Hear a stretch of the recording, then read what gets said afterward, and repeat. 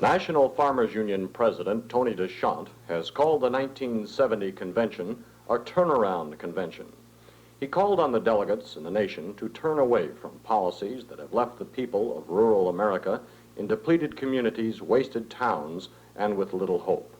Responding to that call, Congressman Graham Purcell provided a most dramatic turnaround. The tall, lanky Texas Democrat set the stage for another head-to-head confrontation between Congress and the administration. I think that we've waited long enough. I think it's time to pass a good farm bill, the best farm bill we can.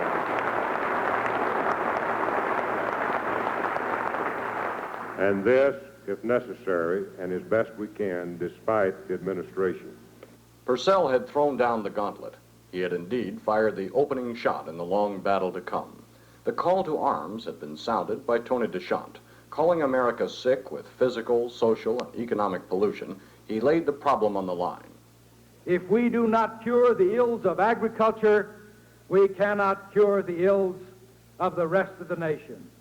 The medicine to cure those ills had been promised in campaign rhetoric. Citing President Nixon's promise to give agriculture a new look, Dechant used his own metaphor to describe the administration's farm program. It is a mini proposal concealed by a maxi statement.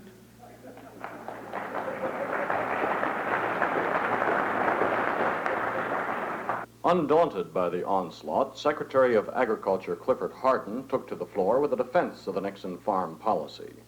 My colleagues and I feel very strongly that it's no time to consider a reduction in farm production and income payments.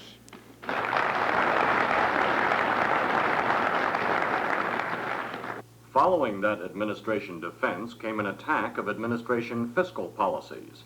At the lead was Congressman Henry Royce, who called for reduced military spending, credit controls on banks, and a 6-month freeze on prices.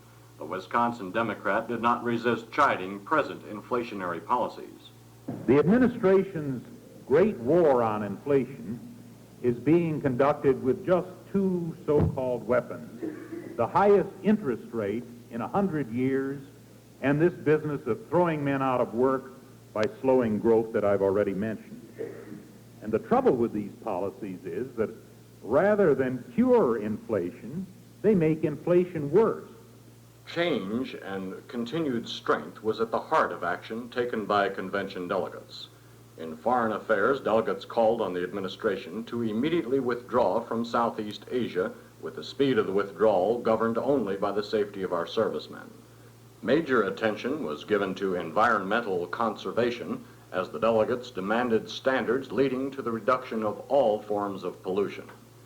They reiterated their support of the California table grape boycott and their position favoring bargaining rights for farm producers and workers.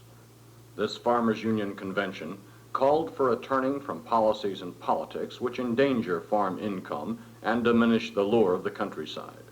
In one of the most dramatic moments of the convention, Tony Dechant symbolized the need for a great turnaround.